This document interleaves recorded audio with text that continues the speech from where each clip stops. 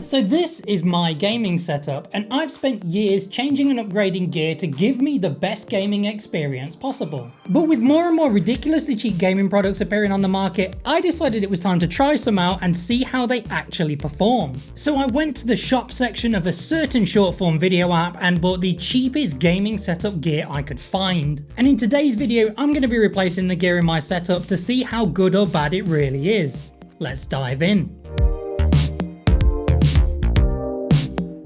So let's take a look at the gear that I've picked up. I've aimed to replace all the peripherals that you would actually use in games, so we have a mouse, keyboard, headset and a mouse pad as well. And the total cost of this whole collection was just £35, so it's just about as budget as it gets. First of all, we have this gaming mouse, and from the design on the box, it looks like it's just a clone of the glorious Model O Wireless, and it costs just £10. I've actually got the Model O Wireless in my setup right now, so I'm interested to see how they compare. Next up is this 60% keyboard from Mage G, and again, this cost me just £10. I'm used to gaming on a Logitech G Pro X TKL keyboard, so again, I'm interested to see how these stack up against each other. Then I also picked up this gaming headset for, you guessed it, £10. And I'm interested in this because it says it has 7.1 virtual surround sound, so I'm quite intrigued to see how that would sound in a headset this cheap.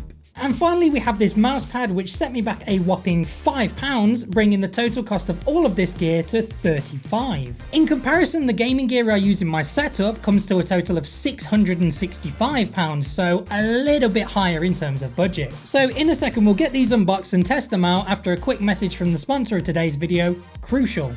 We all know how easy it is to upgrade the storage in your PC or console, right? Well, thanks to Crucial, you can easily do the same thing with your laptop or handheld gaming device too. Their brand new P310-2230 NVMe SSD is the perfect companion to help boost your storage needs if you're gaming on the go. With up to 2 terabytes of storage space, so now you can install Call of Duty and still have space left over to play anything else, and lightning fast 7100 read and 6000 MBS write speeds, so your worries about loading times and lag are gone even in the most graphically demanding games. Game faster, game smoother, game smarter. You can check out the new Crucial P310 SSD from the link in the description and enjoy gaming the way it was meant to be, calming and carefree.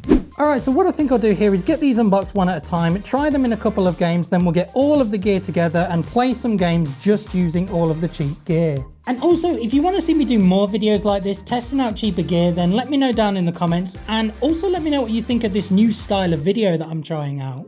Anyway, first up then is the pretty shameless £10 glorious Model O gaming mouse clone. It's actually called the HXSJ T66, so let's take it out and see what we're dealing with here. So design wise, this is actually a very good looking mouse, but you'd expect it to be, because as you can see, it is basically identical to the Model O Wireless in almost every way. The first thing I do notice about this mouse is that it's significantly heavier than the Model O Wireless, which is what I would have expected. Build quality wise, the clicks and scroll wheel feel absolutely fine. When I actually squeeze the mouse, I don't know if you can hear that, but something is clicking inside the mouse. Now, in terms of the glide, it's okay. I mean, it's nowhere near as smooth as the Model O Wireless. It feels much rougher, there's definitely more friction. And if you listen closely, you'll hear how much scratchier it is as well. But now let's boot into a game of my least favorite battle royale, and then we'll be able to see how it holds up in game. So as you can see, I'm in game now, and to be fair, the mouse is actually holding up all right. It's nowhere near as smooth as I'm used to. It feels quite sluggish with the poor glide, but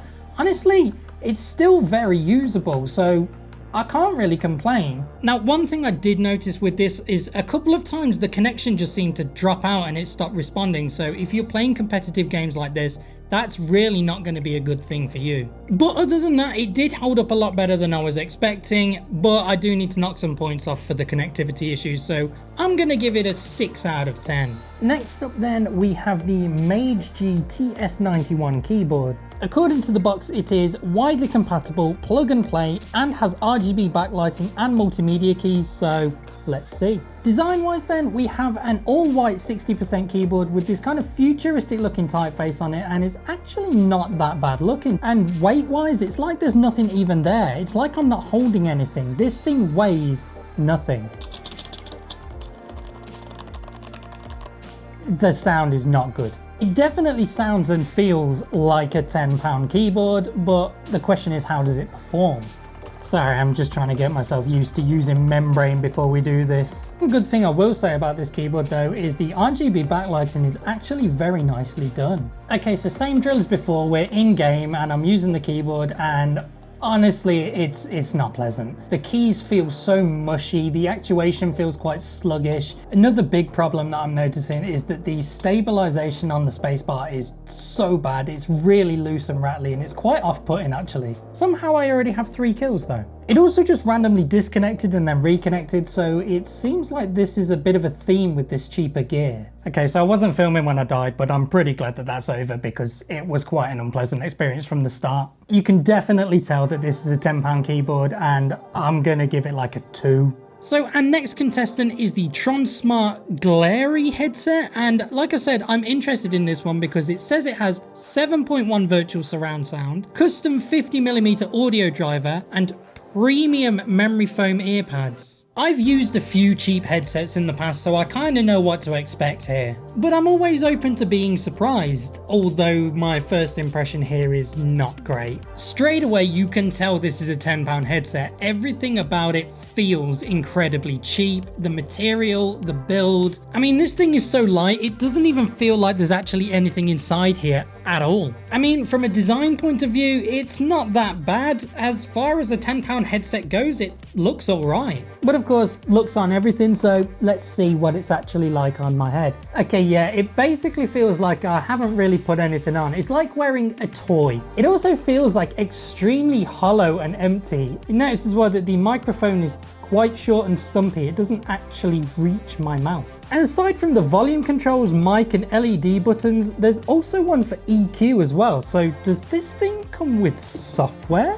Alright, I guess it's time to test out how this performs. RGB looks pretty cool though. Okay, so obviously I'm not in game yet, I'm just listening to the menu music to see what it's like, and to be fair, I'm actually quite pleasantly surprised. There's a much fuller sound than I was expecting, and it's even got a decent bit of bass. Normally these cheaper headsets sound quite tinny and empty, but I'm actually quite surprised. Weirdly though, the volume up and down buttons actually control the PC volume and not the headset. Okay, it is ridiculously loud. I've had to turn the entire PC volume down to 6 just to be able to hear myself think. Okay, so I'm not gonna lie, I came into this game fully ready to hate on this headset, but it is really surprising me. Like, obviously it's not the same kind of sound quality that I get from my normal headset, which costs like 25 times the price, but honestly, it's really doing a good job for a £10 headset. Normally I wouldn't recommend buying something that cheap, whether it's headset, keyboard, mouse, or any of the stuff we've seen today. But this one has been the one that has surprised me so far, and honestly, I would actually say if you only have a £10 budget, these are not a bad shout. I'm actually gonna go ahead and give these an 8.5 out of 10. So now it's time for the final part of the jigsaw, and the one thing that I imagine a lot of people are thinking, does it really matter that much? A mousepad is just a mousepad. But there are actually a lot of things to factor in, like thickness, stitching, print quality, glide. So this is the mousepad that I've gone with. It is just a basic white topographic mousepad, and like I said, it cost me £5. Now the mousepad that I'm currently using in my setup is from a company called Key Cadets. This one is $20, which is still fairly cheap for a mousepad, but this one is nice and thick, really good quality printing, really good quality stitching, and the glide on it is really nice and smooth. Well, before I even put this on the desk to use it, I can tell you right now, it is significantly thinner than the one that I've been using before. Now, as well as this being thinner than the mousepad I normally use, the print quality on it isn't that great. The lines aren't very defined. They kind of bleed into the material a little bit, so if you're up close, it doesn't look that great. But of course, the main reason that you buy a mousepad is for the glide, and comparing this with my normal one, it's definitely nowhere near as smooth. It's quite a bit rougher, but to be fair, again, £5 mousepad, I really can't complain. It doesn't feel too scratchy. Actually all right. So just while I'm queuing for a game, I will say straight away, I can notice the lack of cushioning underneath my arms compared to my other mousepad, and it's quite off-putting, I have to say. Okay, so after using this for a couple of games, for a mousepad that costs roughly the same as a decent cup of coffee these days, it is actually decent quality. The glide is not terrible, it feels all right. Yes, it's not got as good cushioning and thickness as the mousepad I was using before, but It's a £5 mousepad, what do you expect? But one thing I will say is that even a decent mousepad is only going to set you back like £20 to £30, which is still not very much money at all, even if you're on a budget. So is it worth going cheaper and getting the £5 one when you can get a decent one for £20? No, I'd say probably not. So we've tested all of the cheap gear out separately, but now it's time to get all of it into the setup together and then play some games and see how it goes. So I've used a fair share of gaming gear in my time through various setups, but I'm pretty sure this is the cheapest peripheral setup that I have had, including my first ever gaming setup. But to be fair, gaming using this cheap gear is nowhere near as bad as I was actually expecting it to be. Like, you are definitely missing out on a lot of features that more expensive keyboards, mice, headsets, etc. will have, but unless you're an enthusiast, that's probably not going to matter to you as much. Like, would I choose to use these for gaming all the time? No, I absolutely would not, but I was expecting them to be borderline unusable for the price tag, and they're just not. Like, the worst product that I'm using is definitely the keyboard, not just because it's membrane and I don't like it, but the actuation is quite slow, the responsiveness is not that great, so if you're playing competitive games like this, it's probably going to hinder you slightly, but not as much as I was expecting. The mouse glide is nowhere near as bad as I initially thought it was, to be fair, and it's not really hindering me in game. And as I said before, the quality of the headset is way above what I was expecting it to be. I think the only things for me that I don't really like are the keyboard because it's membrane, and the mousepad because it's a lot thinner and less comfortable than the keyboard that I usually use. Well, that ends that, but even so, playing with all of that cheap gear was nowhere near as bad as I was expecting it to be. And I'm actually kind of annoyed here because I was gearing up for this video to be a don't buy cheap gear because it's rubbish kind of thing, and it's proven me wrong. Like, yes, this gear is not amazing. Most of it feels really cheap, it looks really cheap, and you can get so much better stuff out there. But is it fit for the purpose of gaming? To be fair, yes. I definitely want to do more videos like this, buying cheaper gear from places like Wish and see how they stack up, because I imagine that's probably going to be a lot worse. So let me know if you enjoyed this video and if you want to see more of this kind of content. I'm actually planning on doing a full budget setup video soon using like a cheap desk, cheap PC, cheap monitor, all of that kind of stuff. So again, if you want to see that, let me know. And if you enjoyed today's video, don't forget to drop a like, and if you subscribe to the channel as well, you could be in with a chance of winning a free PC, because I'm planning on doing a giveaway if we hit 150k by the end of the month. So yes, you could get yourself a full free gaming PC just for subscribing to the channel. But thank you guys very much for watching. I hope you enjoyed this new style of video. I'm going to be back with another one very soon. I'll see you guys there. See you later.